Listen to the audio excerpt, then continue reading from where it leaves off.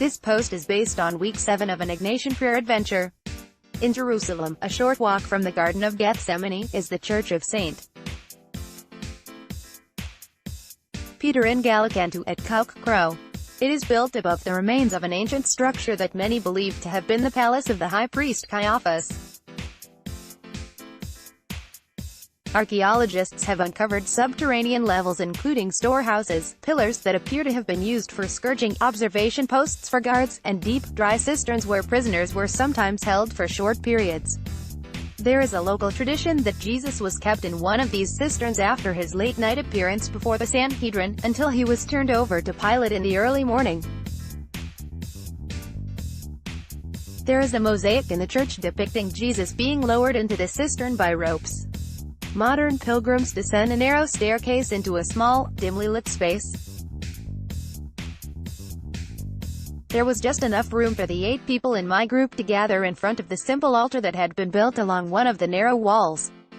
Besides a lace cloth, a crucifix, and 2 candles, its only adornment was a series of reproductions of Psalm chapter 88, in many languages. The tour leader asked one of the members of the group, a British archaeologist, to read the English version. In the Jerusalem Bible translation, it is a searing cry of desolation by one, numbered among those who go down into the pit.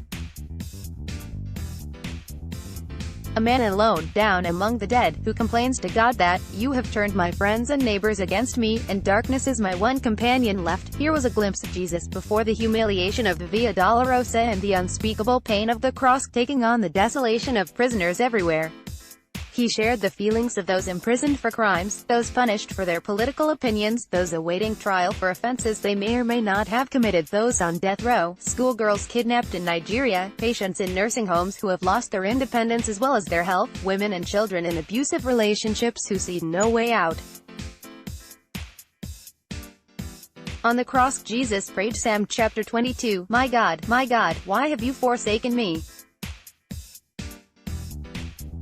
That psalm, after a long lament that is read in the Good Friday liturgy, 22:2-19, ends with hope and praise, 22:20-32. Jesus had accepted his fate during his agonized prayer in the Garden of Gethsemane, Matthew chapter 26 verses 36-46, Luke chapter 22 verses 41-44. Psalm chapter 88, in contrast, it is a cry of despair from one who has had no such experience. Jesus, having accepted his own suffering, now in the darkest hour of the night takes on the suffering of those who have no hope, the darkness of those who see no light, and the loneliness of those who have been abandoned by all. Traditionally, as we walk with Jesus each Holy Week, we try to imagine his sufferings. As each of us walks our own Via Dolorosa, let us try to remember his compassion. Visit Jesus in the cistern during that long night, and talk to him. Ask him how to share that compassion, how to recognize the people in our lives who are in darkness, how to show them compassion. Jesus, show me how to bring light out of darkness. Image by Anton 17, cropped under CC by SAW 3.0. Let's block ads. Why?